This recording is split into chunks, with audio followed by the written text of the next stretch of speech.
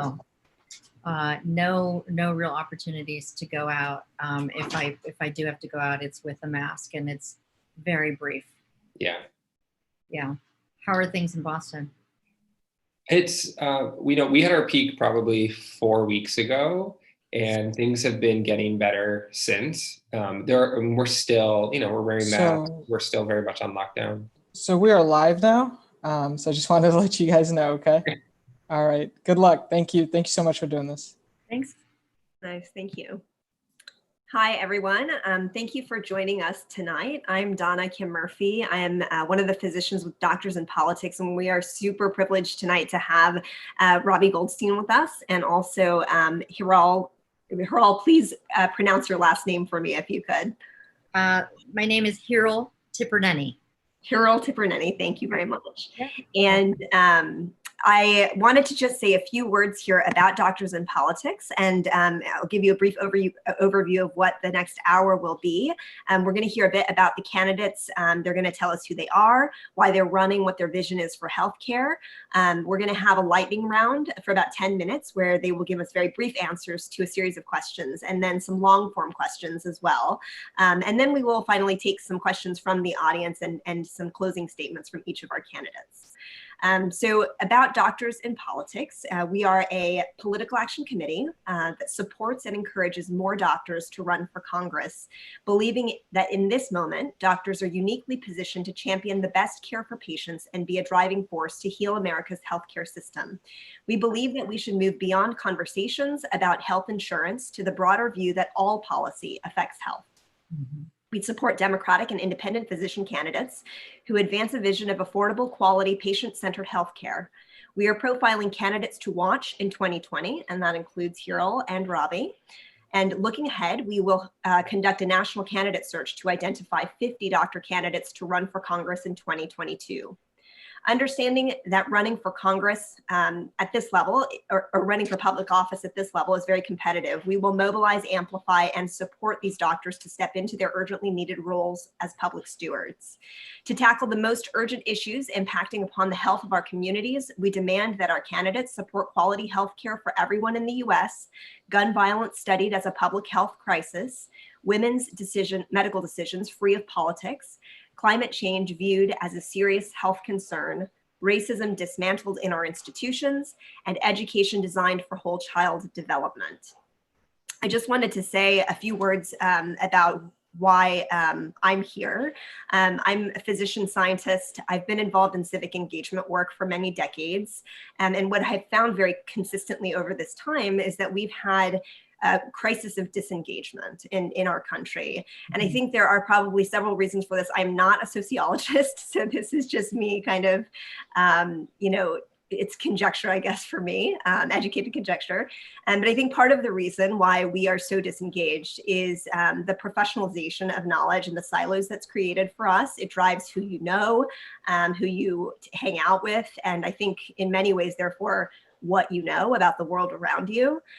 Technology also, I think it creates this illusion that we are ever more connected, but it's in its inability. And I think we've seen this very acutely now with the COVID crisis, and now this is the only way we can connect. Mm-hmm. It's unable to capture our full humanity. And I think in that way, it actually ends up isolating us from one another. And then finally, in places like Texas, where I am, every effort is made to disempower and disenfranchise through cutting civics programming in public schools and creating every barrier imaginable to voting. So really very much related to this crisis, I think we also see a crisis of leadership, right? Because when our communities are disengaged, we're not engaging in the electoral process, and we end up having poor leadership. And I think we're seeing that all over the country. And I think also in that we see that the public has increasingly lost trust in physicians as leaders. So I think all of us at Doctors in Politics feel that it is very much within our grasp to change that. But it will take some of us, at least, becoming more visible and not just being the people who acutely manage their patients' health issues, but understanding also that there were certain circumstances, right, that influenced why and how their patients got there. These are all the things that we call like the social determinants of health. And physicians as public office holders have the opportunity to influence the policies that really affect our patients' lives. So this is why I'm here. I wanted you guys now to give us some idea of why you are here and why you're running for office. So Robbie, let's start with you. Great. Well, first I'll say thank you for having me tonight and for giving me this opportunity to be on this panel. I'm really excited to have this conversation.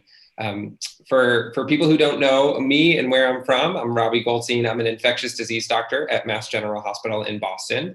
I am running to be the next representative for Congress in the 8th District of Massachusetts. I oftentimes say at the beginning of these types of conversations that I'm really in this race to fight for access, equity, and opportunity for every person to live a healthy life in every community. To give you a little bit of my background of how I got from medical school to running for Congress, I came to Massachusetts 20 years ago. I went to Tufts. I stayed to get an MD and a PhD. I went over to Mass General, did training in internal medicine and then infectious diseases. And throughout all of it, I actually knew the thing I wanted to do was what my parents did, which was to take care of communities. My dad was a dentist and my mom managed the office, and they showed me what it's like to care for folks. So I decided to really become a primary care doc, and I became a doc for folks living with HIV, folks in the LGBTQ community, and people affected by substance use. And that was the work of the beginning part of my medical career until about 5 years ago, when I recognized as a primary care doc that it was trans and non-binary folks who were facing some of the hardest challenges of all of the people I was seeing coming into clinic. They were people who were facing violence and prejudice and social and economic marginalization at levels that others weren't seeing. And I recognized I had to do something about it. So I established the Transgender Health Program at MGH. I'm now the medical director of the program. And over 5 years, we created systems change in one of the largest healthcare institutions on the East Coast. That work opened my eyes to what it's like to create system change, to be a leader within the system, and also how to fight for what's right. And in that fight for what's right, to learn how to do it in a smart way, in a way that's data-driven, that's evidence-based, that utilized all of the skills I learned in medical school and residency and fellowship to allow me to apply all of that to doing both what's right and smart every day for my patients. So I got into this race back in November of 2019, taking on an incumbent who is a Democrat, but yet voted against the Affordable Care Act in 2010, voted against reproductive rights during his 20 years in Washington, and has really put healthcare on the back burner. And I got in to say, healthcare is incredibly important. Certainly we have to expand access, but it's so much more important than an insurance card in everyone's pocket. It's about housing and food security and transportation and all of those other social determinants of health that you talked about. So that's who I am and why I'm here. And I'm so excited to have the rest of this conversation over the hour. Excellent. Thank you so much. Hiral, how about you?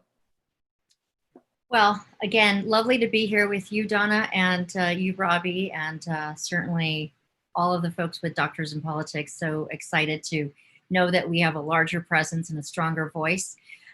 So, I'm a few things that have really influenced me to run. I'm a first generation immigrant. My family came to the States when I was 3 years old from India. And, they came, as you would imagine, for this chance for their children to seek the American dream. And really at the core of that American dream was education. It was the chance to receive an education and let the sky be the limit, knowing that if we worked hard and we were dedicated and we played by the rules, that we could be anything, and we could really, serve our communities. And that was part of what I was taught growing up, where the three main things were, number one, work really hard at your education. That is your key to opportunity. Number two was, take good care and be there for your family and friends. And third was about giving back to the community. It was about giving back by sharing skills, by being empathic, by, whatever small acts of kindness, big or small, making sure that I was looking out for my community. Eventually, so I grew up in Ohio, on the west side of Cleveland, in a small little working class suburb. And eventually I went to medical school in Ohio, and then I did my residency in emergency medicine in Michigan. And part of the reason I chose emergency medicine is because of its problem-solving premise, right? It was basically about this sort of this puzzle walking in, and you were, trying to put the pieces together and solve it, and figure out what was wrong with folks. And it was really a chance to use those skills of empathy, establishing very quick rapport within just a few minutes with patients that you had no other history with, being very good at listening and hearing the things that you really needed to learn to take good care of the patient, being able to work on a team without any partisan bias, and really being able to work on a team without any ego, right? It was about everybody being able to be an equal part, and the goal was about this problem, this situation in front of us, what was wrong with this patient, and making their life better. And when you think about that, that's really the skills I think that every legislator should have. They should be out there listening. They should be empathic. They should be able to work on a team, look at data objectively, and solve the problem for the greater good. And what I learned as an emergency physician is a lot of what both of you have touched on is the fact that there are so many confounding factors, right, that lead to a person's presentation to the emergency department or to the point of care. Yes, there might be an isolated medical issue, but more often than not, there are other contributing factors. And obviously in the emergency department, sometimes we see things that have nothing to do with their health, medical health per se, but have everything to do with their overall health, whether it's educational disparities, economic, a lack of an economic safety net, addiction, mental health issues, exposure to domestic abuse or gun violence, homelessness, abject poverty, all of those things, right? And as you both mentioned, these are those social contributing factors that we have to take into account. And I think certainly my perspective as an ER physician gives me that, that unique experience set that really allows me to see these things comprehensively. Too many folks, I think, in DC right now are seeing these issues in a silo. They address education, they address healthcare, they address immigration, but they're not seeing how this constellation of other factors feed in. And that's what we need. We need more of a global approach. Like you said, when we talk about healthcare, we're not just talking about insurance. We're talking about access, quality, affordability, health, or related to education, related to economic abilities, related to housing. All of these things feed in, and we really need more of that comprehensive approach. And I think that's what medicine has given me. It's given me these problem-solving skills, the ability to listen and be empathic, which is ingrained in us, and to really, understand the meaning of that oath, right? That oath we took of do no harm. That oath is more powerful. It's more meaningful today than ever when you look at what folks in elected office are doing. So I'm very excited about this race. We have an amazing opportunity to flip a very critical seat here in Arizona 6. My opponent is somebody who is in the Freedom Caucus. He's a Republican in the Freedom Caucus who has lost sight of Arizona families and is now really focused more on his corporate donors and his lobbyists. He's somebody who's voted to repeal the ACA umpteen times without any plan for replacement, voted against protections for pre-existing conditions, and has really just been harmful on every issue that is important, I think, to families all across this country. We are now a top red to blue campaign. We are one of the most competitive House races in the country, and Arizona is a battleground state, so we cannot wait to make a huge impact top to bottom in Arizona in November. And I look forward to working alongside all of you to get that job done. Super. Well, thank you guys so much. I'm very excited to have you both here. So we want to just roll into our lightning round session. So the rules of this session are that the answers should be very brief. So think like 10 seconds, or less if possible. I will start motioning if you're going too long to suggest to you to wrap it up. And hopefully we can get through a number of questions. They're kind of silly, some of them. Some of them are get to know you questions. Some of them are a little bit more serious, but try to keep your answers brief. We will have long form questions following. Okay, so what restaurants in your congressional districts have you most frequented during your campaign? Hiral, why don't you go first? Sicilian Butcher. That is a place that our whole team has eaten at a million times, and I would tell anybody and everybody to go there. It's like 3 minutes from my campaign office. In Phoenix? It is at the edge of, it's right at the edge of Phoenix, yeah. Awesome. Robbie, how about you?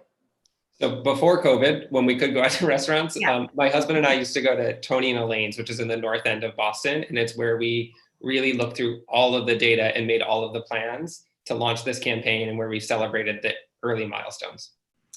Very cool. That's also Italian, right? Yes, yes. Yeah. Okay, what did you want to be when you grew up? This is for Robbie first. I always knew I wanted to be a doctor. It was just the thing that was on my mind from when I was, gosh, in 5th, 6th grade. I knew that I was going to be a doctor. Nice. Hiral, how about you? I mean, I realized I wanted to be a doctor when I was about 9. I had typhoid fever. I was in the hospital for over 2 weeks, and it was there that I realized, wow, physicians really can heal and bring incredible comfort. So prior to that, I don't think I had a real clear professional goal in mind. Okay. Hiral, how about you next? What have you been most proud of in your life? Well, I have to say my 3 kids. I'm super. I'm a fan of all 3 of them, just as individual human beings. They are 3 young adults with good hearts, with amazing brains, and just a real passion for what they can do with their life and their skills to make this world a better place. So I just great fan of all 3 of them. I know that's probably a cheesy answer, but that's definitely what I'm most proud of. Oh, it's okay. That's probably my answer too. It's honest. Robbie, how about you? I should preface this by saying I don't have any children, so I'm not leaving my children out, not leaving them to dry. But I guess I'll say a professional accomplishment, which was the establishing of the Transgender Health Program, which to me was years of hard work for the benefit of a community that really needed some help. Awesome. Robbie, what is the best advice that you have ever been given? Never worry alone. That's great. Something I heard the first day of intern year, and then it has stuck with me every single day since. Huh. Hiral. I like that. Yeah. I think for me, it was, if it doesn't scare you a little bit, it's probably not worth doing. It was, I love that as well. Always a little bit of a push to push myself, challenge myself. Yeah, no, I think especially in this moment, it's like we talk a lot about how discomfort drives change. I think it's very, very true. What is the most powerful way in which you see the world changing in the post-COVID era, Hiral? I would like to think that it will be a greater appreciation of science, because it is science that will guide us out of this, and it is the failure to respect science that I think has led to a lot of the extension of the complications and repercussions of this crisis. Robbie, what do you think? I love that answer. I think science, for sure, the respect for science, but I'll also add, I actually think we're going to come together in a way that we haven't been before. This isolation that we feel from being in our own space, we're actually more together than we've ever been. FaceTiming and Zooming and calling people on the phone. And I want to hold on to that moment and feel like we've built a true community here that's going to stay together. Great. Robbie, if you could influence only one person in your life, who would that person be? That would be my husband. I have no control over what he says, does, or thinks. Hiral, what's your answer there? Oh gosh, I'm not going to say my husband because I've been trying to influence him for 28 years, Robbie. I gave up long ago. I would probably say, gosh, I don't know. Right now, I would probably say our governor, because he is putting our state in peril. And that means, thousands of lives that we could potentially lose and put at risk because of just incredibly poor leadership. Hiral, at what moment did you decide to run for Congress? The minute I knew I was running for Congress was in March of 2017, when my current, or at that time, the current congressman voted for the full repeal of the ACA. And, it was remember when the House celebrated in the Rose Garden with President Trump? And it was that day that I said, you know what, I'm running for a congressional seat. For that seat, I'm going to take, what I know and my passion to the federal level to fight for healthcare. Wow. Robbie, how about you? I wish I could say there was one moment. I know the moment when I said the words out loud for the first time, but I had been thinking about it and it had been building for time. I really think this was sort of a series of moments over the past 4 years that drove me in this direction. Great. What is the easiest way we can support first-time physician candidates for any office, Robbie?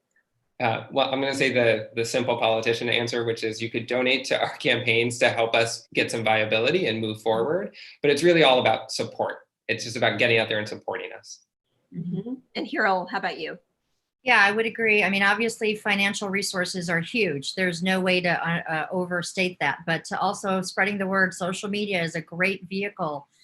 Getting the word out, letting other folks know that, if you want to support science and fact and medicine and have a greater voice at the table, who better than to put one of your healthcare colleagues out there?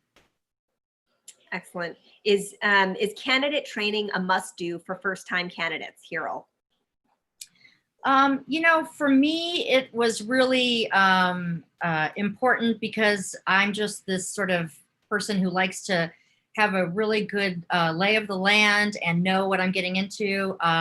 For the most part, I know I can handle something out of nowhere, but this was a foreign world to me. So I did the Emerge training and I thought that was very helpful. That's for Democratic women who want to run for office. Mm-hmm. But I think, as long as you know why you're running and you know what you don't know and you put people around you that do know, I don't think it's mandatory. I think for me, it was just really helpful.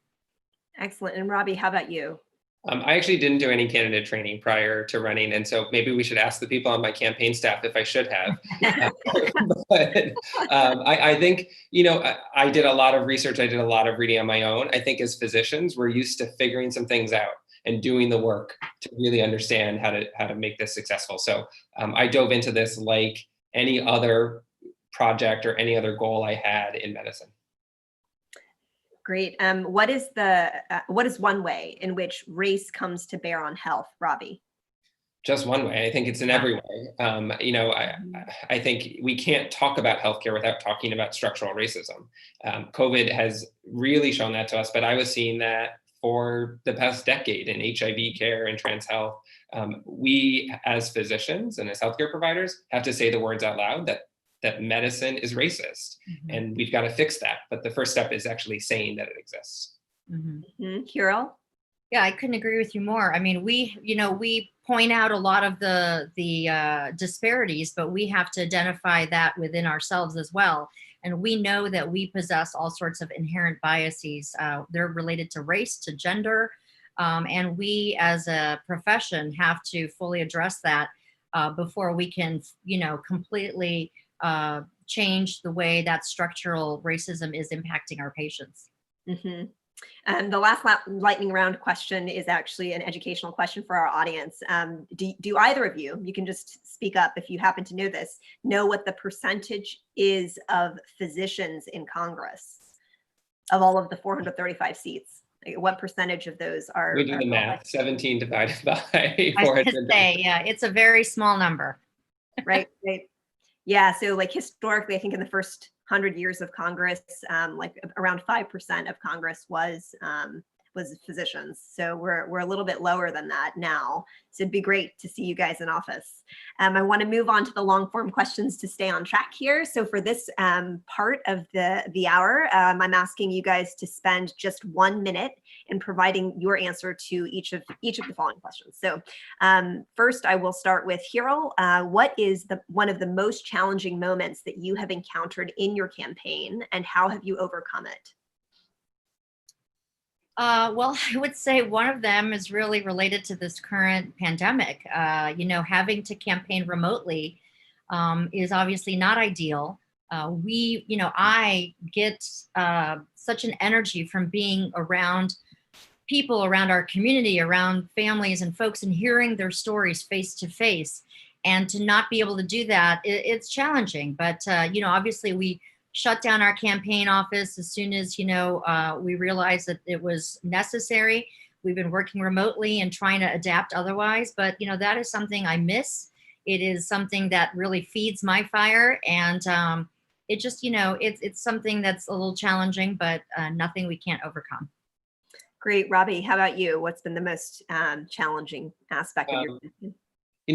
The transition to the virtual campaign was really, really hard, but I actually think I had an even more challenging moment before that, which was the first time I was in the exam room with a patient, a primary care patient, and the patient said, "What happens when you win?"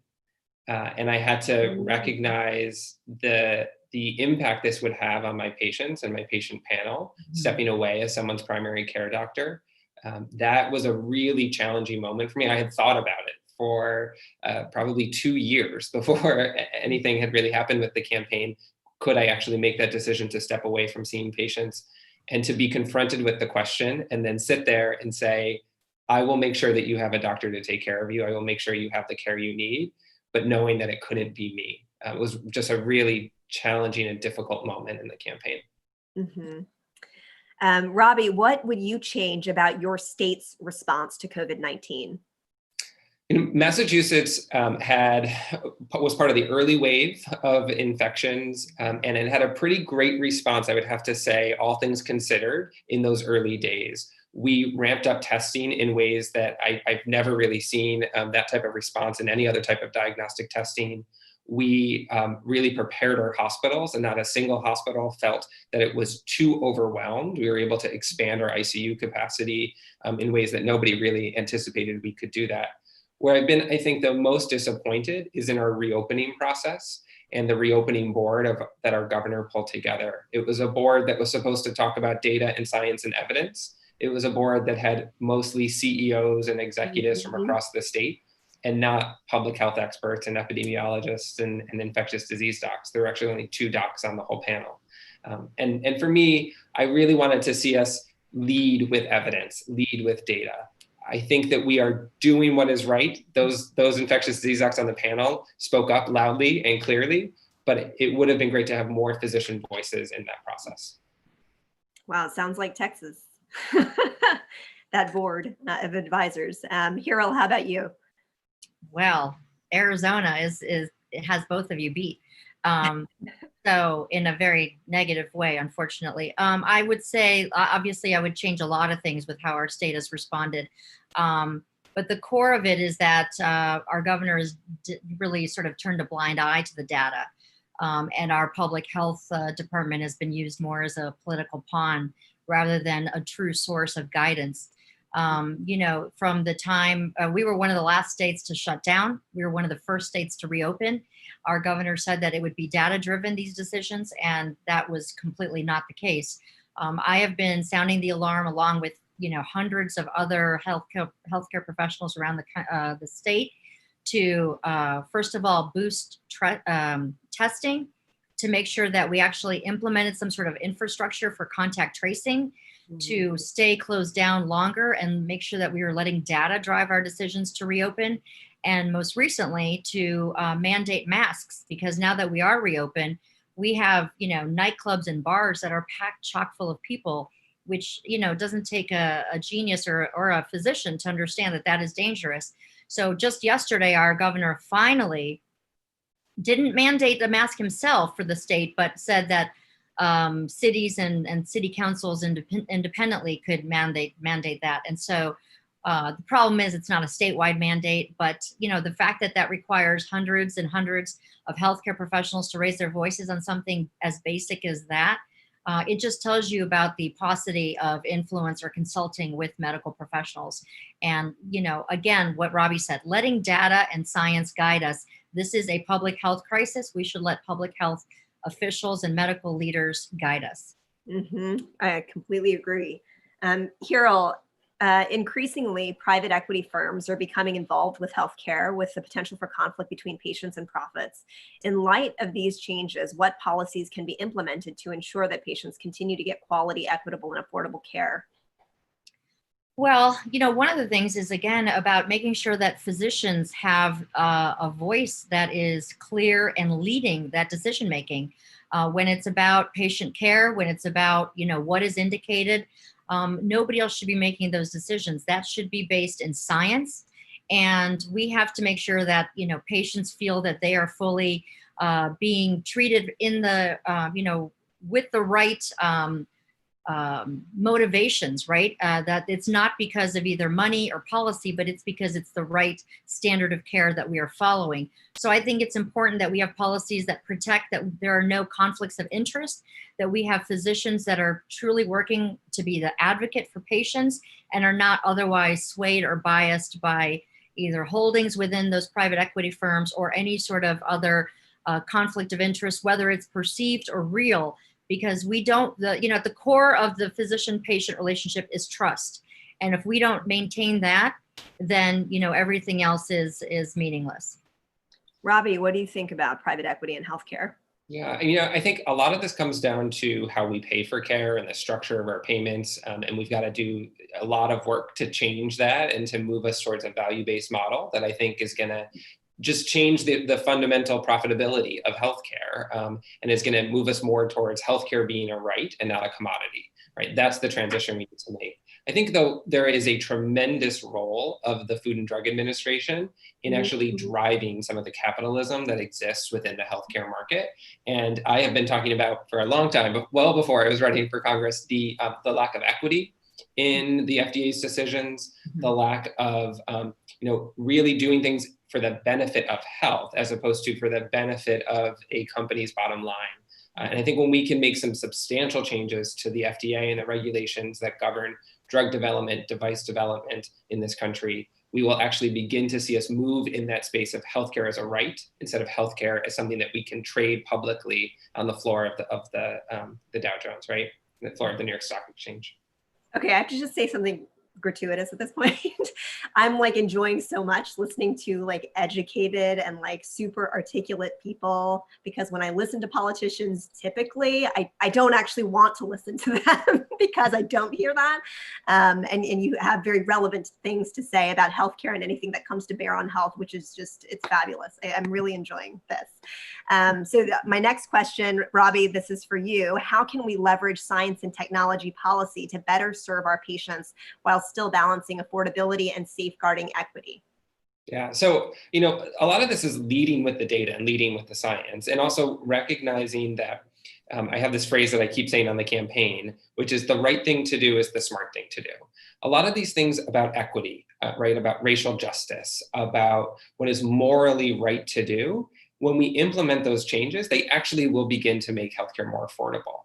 That's the argument that I made to hospital leadership when I was trying to build a program for transgender health, right, in an enormous institution, was you're doing this because it's right. This is right on equity. This is right, for us to be doing as a healthcare institution.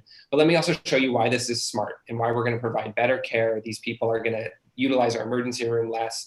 They're going to have better mental health outcomes, all of the things that we want to talk about as a successful healthcare institution. So you've got to start linking those two things for folks and helping people understand that when they do the right thing, it will be good for their bottom line. Excellent. Hiral, how about you? What are your thoughts? Yeah, and I think we've sort of learned a little bit more about how technology really has impacted healthcare in this current pandemic, right? Especially with telemedicine and our, ability to, have more remote access to healthcare. I think, again, it is that sort of inherent oath that we all took, right? It is about doing no harm and doing good and putting those people first before politics or anything else. And that is not a high bar, but yet we have elected officials that are really focused on, I think, things related to either profitability or to, more leveraging of power. I think that is extremely, that is the core reason of why we need more physicians at the table, because we have to bring it back to that, the benefit that it has. I mean, healthcare has been turned into this conversation about, profit margins, insurance companies, pharmaceutical profits, regulations, and so forth. And it's lost its focus on, the patient and good healthcare delivery and improving lives. And I think what we need to do is make sure that we don't lose that focus. And the way to do that is to really make sure that more physicians are guiding that decision making and having that voice at the table. We've seen how we're able to leverage more technology in this current crisis. As long as it is guided by our medical decision making, I think we can continue to implement that even post COVID-19. So I have to mention that today, I was showing Robbie earlier before we started, but I'll show you my t-shirt. I was going to wear like a more formal like blouse. Oh, I love but it. I was like, no, I must wear this shirt. It's like an activist Love shirt it. of documented immigrants. So today, SCOTUS ruled in favor of DACA, of keeping DACA. So I wanted to know if you guys could share with us a little bit about what the situation is for undocumented immigrants in your states and what you plan to do to ensure that they have more secure futures here. Yeah. Well, obviously in Arizona, we have, I think we're about the 6th highest number of DACA recipients in our state. And we have about 24,000 DACA kids, or DACA recipients, I should say. They're not kids anymore. And then 14,000 of them that have work permits. So, you know, this is an issue that I think a lot of folks think America is really divided on.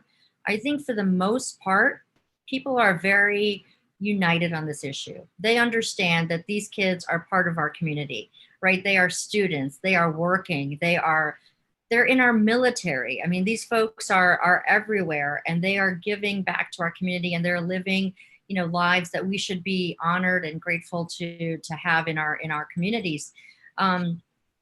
It was a huge victory today, but we know it was also somewhat of a you know, a tease out of a rule, and we have to make sure that they don't go back and try to institute, you know, blocking the DACA recipients from, you know, continuing to be safe from deportation, and making sure that we eventually give them a pathway to citizenship.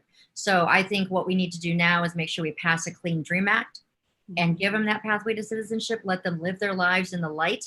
I could not be prouder to know several DACA recipients. We know that contributions that they've made are invaluable. And honestly, it is the beauty of the fabric of this country, folks just like them. And as somebody who's a first-generation immigrant, I came here when I was 3. If somebody had told me when I was in high school or college or medical school that I had to go back to India, you know, I can't even imagine the fear that our DACA kids have been living under during these 3 years of the Trump, you know, policy. Robbie, how about you? Situation. You know, I want to echo everything that Hiral just said. I mean, I think it's incredible the amount that DACA recipients have given to this country, and it's our turn to really show them our respect and bring them into this country in a legal process. But I also want to recognize that I'm really lucky to live in a state like Massachusetts, where we have really wonderful legislation that protects undocumented folks in our state. Anyone in this state can get health insurance. Anyone in this state can walk into a doctor's office and get the care that they need. That doesn't mean that it's easy for them. And I think that we have a lot of work to do, specifically in making sure that people feel welcomed. So I'll just briefly say, you know, I see a lot of folks who are undocumented who come into my various clinics.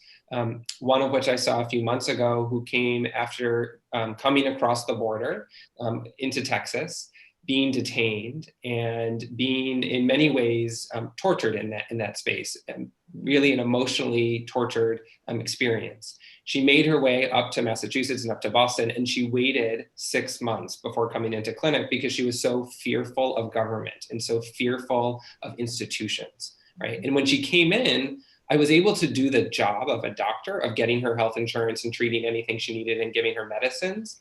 But the actual work was breaking down all of the barriers that had been put in place by our country, by our government, by the decisions of the Trump administration. And so I think even in places like Massachusetts, where things are actually in a good place for those that are undocumented and are working towards citizenship here, we still have so much work to do.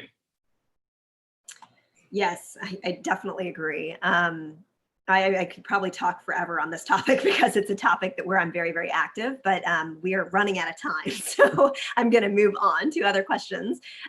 Robbie, describe your constituents. What are the top 3 issues that drive, in your judgment, that drive their voting decisions, and how can you address them? So I'm not saying this just because I'm a doctor or more doctors in politics, but healthcare is the #1 issue that I hear about and the #1 issue of the folks across the district. Before COVID, traffic and infrastructure, transportation was actually the #2 issue that I heard about. That has receded a little bit, mostly because nobody's in their car and no one's driving into work. So I think they have a little bit of amnesia around how bad the traffic is and the infrastructure. And then the third thing that people talk to me about is climate change. And the climate crisis. Much of the district actually is along the shore in Massachusetts, along the South Shore of Massachusetts, and they are feeling the real and devastating impact of climate change every day as the tides are coming in and houses are flooding.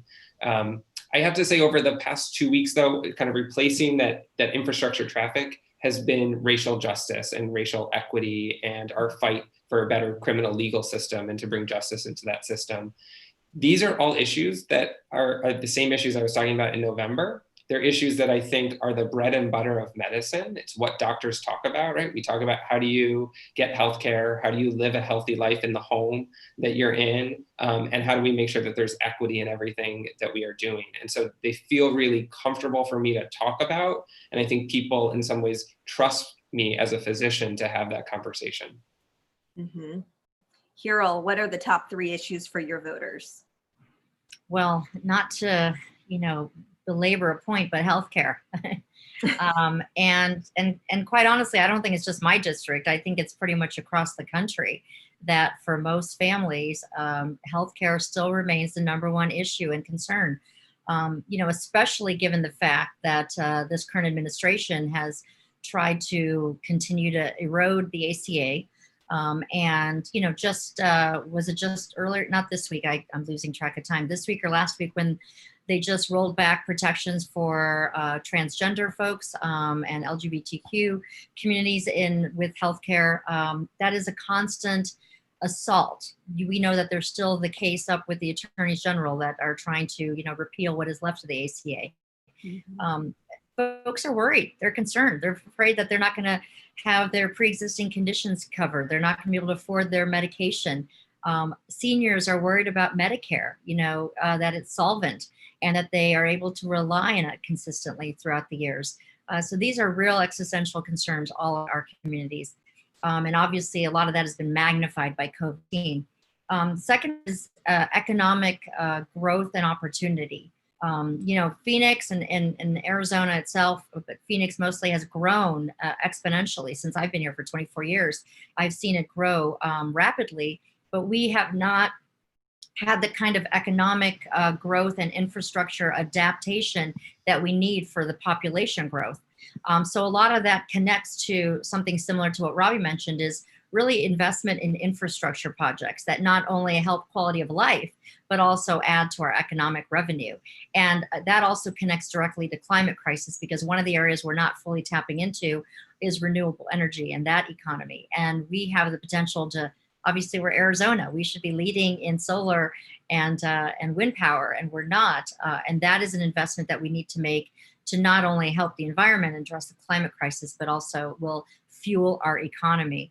And then the last thing is that really folks are just really fed up with the corruption and the self-serving nature of too many folks in DC. They are just tired of the idea of, what politics has become, divisive and self-serving. My opponent is sort of a perfect example of all that is wrong in Washington.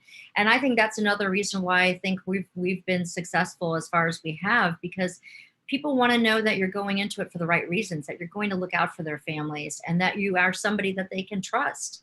Mm-hmm. And, the same thing that took us to medicine, I think, is taking us to public service. So those are the top 3 things that are really, in the conversation here. Great. How can the Democratic Party, that are really, in the conversation here. Oh, great. Hang on a second.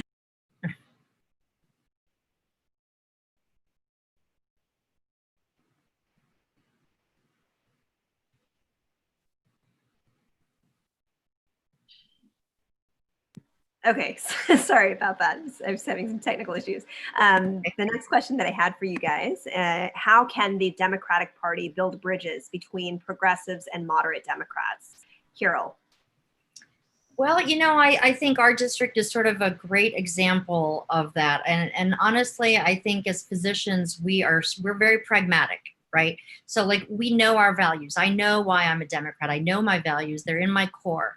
I'm also pragmatic about how I accomplish the goal to get to those things like quality, affordable healthcare for every American, making sure that we, ensure quality education for every young person, making sure that we are keeping our communities safe from gun violence, all of these things. There are very pragmatic, thoughtful ways of getting there. And again, for me, and for I think a lot of us, it's based on data. And what we know is that we can bring those sides of the spectrum together by finding that common ground, basing decisions on data, and showing the fact that let's start where we know we can make the most progress, and then let's build from there. And quite honestly, I am, I'm as much of a dreamer as anybody else, but I also want to know that what I do is going to make the greatest impact. As a physician, yes, we have sort of our hopes and dreams for our patients, but we also institute things immediately that we know are going to stabilize the situation and get it on the right track. And then we can look at long-term permanent solutions for an overall good prognosis. That's how we should be addressing this. And I think if we have a conversation, whether it's moderates or progressives, we have to remember why we're Democrats. We have to remember those core values. And then we have to let data and science and common sense and an evidence-based approach to decision-making lead us. And I think that is something that everybody can buy into. Robbie, how about you? Yeah, I mean, I share a lot of those thoughts. I would say, there are some core values of Democrats that we want to see in all Democrats, moderate or progressive. Things like the protection of reproductive rights, the expansion of healthcare to really ensure healthcare for all Americans, right? Those are things I'll say that the Democrat I'm running against actually doesn't believe in. And so I think that there are times when we shouldn't compromise with the moderate wing of the Democratic Party. But ultimately, I think physicians have this ability that we've actually learned in the first year of medical school, which is, I always go back to this SOAP note, right? This idea of taking the subjective information about an individual who walks into the exam room, marrying that with the objective data that we can pull together to come up with an overall assessment of the problem, and then lay out a very clear plan. Right? We have been hammered over the head that is the way that we think through every single problem. If Washington started using SOAP notes and they started thinking about things in that algorithm, I actually think that we'd be able to bring people together, because we would show them, well, yes, we totally hear your values in the subjective piece, but here's all of the objective data. And this is how we can pull it all together into a very coherent assessment of the problem that's facing America. And then here are all the plans. And let's figure out which is the one we're going to start with, and then the next one, and then the next one, and then the next one, just like we do when we admit a patient to the hospital. So I think we as physicians are uniquely prepared actually to bring the two wings of the Democratic Party together. Yeah, no, that's fantastic. I love SOAP notes, Robbie. I'm so glad you brought that up. Yeah, I haven't thought about that. I'm an internal medicine doctor. No, but that approach works for everything. It really does. It works for children too. Just heads up if you have children. Okay,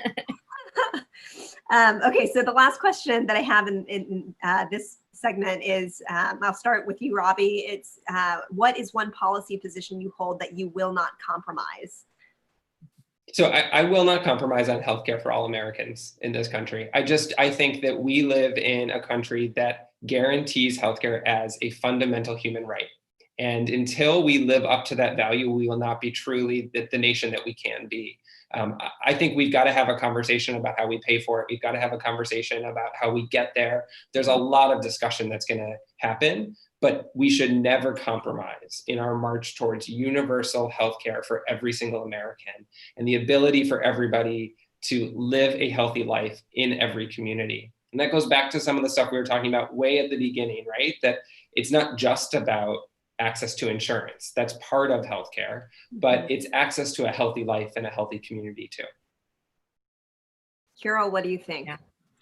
Well, can I just say ditto and add something to that? Because absolutely, Sure. 110%. What he said, health is at the core of everything, right? Whether it's work or any quality of life. If you don't have healthcare and good health, you have nothing. But I'm going to add to that about specifically women's reproductive health rights, because to me, that is something that it will, again, not able to compromise on that, shouldn't have to compromise on that.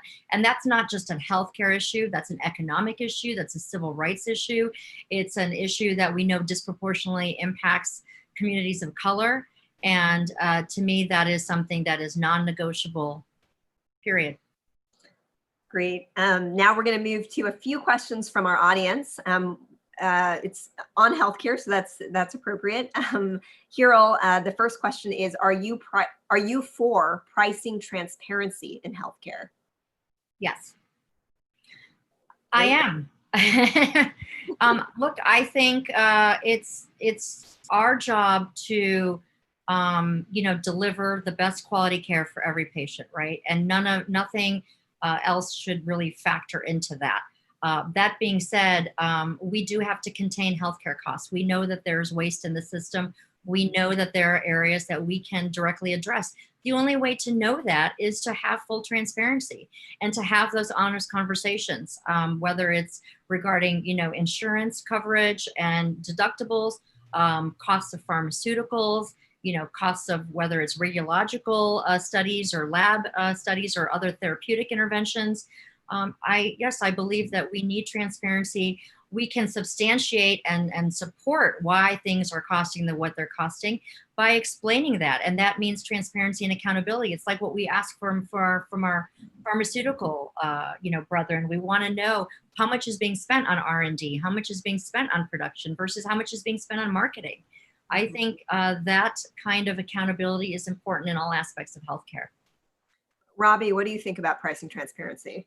I'll say ditto to this one and say I absolutely agree with that. I mean, yes, I am for price transparency and for knowing what the actual price is. I think, unfortunately, sometimes we get prices that aren't actually the price that people are paying or that the system is paying when we talk about price transparency. And we can't actually decide if something is worth that cost, right? If it's cost effective overall for us to be doing this in the system, and we can't negotiate the price lower, we can't control the cost until we know what we're actually paying every single day for the healthcare in this country. I'll say in Massachusetts, we have laws on the books to make sure that there's price transparency, and the numbers we're getting are not the real numbers of what the cost of care is. And that's a problem. So Robbie, I'm gonna ask you this question. I've been struggling with it. I'm not sure that I totally understand it. maybe you understand it, or you can interpret it and give your answer to your interpretation. Should there be laws in place to protect physicians if the hospital isn't adequately equipped? So I'll maybe put this in the context of COVID-19 and sort of the situation that we went through here in Massachusetts as we prepared for more and more cases to come into the hospital, and thinking about, if you're a physician and you're going to go work at a field hospital, what is the responsibility of the field hospital? What is your responsibility? What if something happens? How do we make sure that people aren't held liable? And we in Massachusetts very quickly actually got rid of a lot of the liability laws and made sure that if as a physician walked into the Boston Hope Field Hospital, which we set up to house 1,000 patients with COVID, that I could go in there and take care of patients and not worry about my liability. And I think that that's the right thing to do. We were in a crisis. We were in a time of crisis. We needed every healthcare provider all across the system to come out and do what they could, and to not be fearful that they may be sued at the end because they didn't read the most recent update on hydroxychloroquine and prescribed a medication that the day before maybe was the right medication, the next day wasn't. So I do think that we've got to readdress the liability laws, certainly in times of crisis. Hiral, I'm going to I think that potentially this question might have been asking, how do you protect physicians by creating laws maybe to hold the hospital systems accountable? To ensure that they do the right thing to protect their physicians and their patients. If you read it in that way, what would you say, Hiral? So I assume you're saying you mean actually protecting the physicians, like physically, making sure that they are not putting themselves otherwise at risk? Right. Yeah, so obviously, again, in this current crisis, I think that issue has been brought into very sharp focus. I have spoken to, countless colleagues in the front line who have been exposed, several that have been sick with COVID-19. I actually know one colleague, not in this state, but who passed away. And what I can say is that, yes, I think it's the responsibility of the hospital to ensure that physicians, nurses, janitorial staff, lab personnel, respiratory therapists, everyone is protected. Honestly, the idea of, people reusing masks and not having gowns, not having face shields, it is imperative that we take care of our healthcare workers. Otherwise, they can't take care of everybody else. And the hospital should certainly be a strong partner in that, looking out for the safety of all of their employees. It behooves them to do it, not just because it's the right thing to do, but financially. Otherwise, you're looking at folks who are going to be out sick. You're going to look at potential, liabilities. You're looking at a loss of productivity, all sorts of issues. So yes, I think as in any other workplace where we ask for employees to have protections, there's no reason it shouldn't be the same for physicians and nurses and other healthcare professionals. Excellent. So I want to wrap up here with a few asks of our audience. The first is, these are really exciting. these conversations that we get to have with congressional candidates who are physicians, people from our community, our professional community. And I really encourage those of you who have joined us tonight to spread the word, to like and follow the Doctors in Politics Facebook page. We have also a group, a public group that you can join. And you don't have to be a physician at all to be a part of those conversations that have to happen digitally. And I would love for people to donate to our candidates here. Robbie Goldstein in Massachusetts, and your congressional district is? The 8th Congressional District. The 8th Congressional District. And you have a runoff on? We have a primary on September 1st. Yep. Oh, okay, a primary on September 1st. Hiral, you are in Arizona Congressional District. 6, Arizona 6, and we have a primary on August 4th. Excellent. So for those of you who are joining who happen to be in their congressional districts, then please do vote in the primary, in the general election. Hopefully we see both of our candidates in the general election. Do you all have anything else that you'd like to add before we sign off for the night? I just want to thank you for this opportunity. It's been lovely to meet Robbie, and wish you all the best in your race, Robbie. And thank you, Donna, for this opportunity. This conversation has been great. And thank you to everyone with Doctors in Politics. We could not imagine a more critical time for our voices to be loud and clear in the halls of Congress. We must lead with science, with fact, with data, and with empathy. And I think that's where physicians are uniquely skilled to bring all of that together. So thank you for any support you can offer us. And we're so proud to have your support and your partnership. Thank you. Excellent. Robbie? Maybe I'll add my thanks as well, Donna and Hiral. It's great to meet you, both of you, and to have this opportunity to speak with everyone in the Doctors in Politics family. Let's call it that, because I feel like we're growing and we're getting closer. I'll add that I think there is a moment right now in this country when physicians are really poised to get to Washington, get things done, lead with that data, evidence, with the science, and make sure that we're making the right decisions. And those decisions, I think, are right because folks like Hiral and I are taking on people who have voted against healthcare, have voted against reproductive rights, have voted against the things that are so core to who we are as physicians and as Democrats, but also because we know what our patients are telling us every single day. And we are the people who can take those stories, that subjective part of the SOAP note, and bring it to Washington and create the change that we really need for everyone in all the communities across the country. So thank you everyone for joining tonight and for letting me have the opportunity to share a little bit about my campaign. The last thing that I did want to say is that if people start following us and review even some of the conversations we've had with congressional candidates who are physicians from prior, you'll see that we have a diversity of people represented. And I think that inclusion of people from like a multiplicity of backgrounds, of identities, of life experiences is really crucial. We have an overwhelming majority of physicians who identify as Republicans in Congress, of the small number of physicians that we do have. And I think that it's important to have, I mean, even in our conversation tonight between the two of you, there are important differences, and I think you're both great. And I would, I think a lot of us would love to see both of your voices in Congress, but it's what we're able to do collectively as a community of physicians who have kind of the same vision for where we should be headed as a country. And I think that you guys will be great additions to Congress. Thank you so much for joining us, and we will see you soon. Thank Thank you so you. much. Bye-bye. Take care.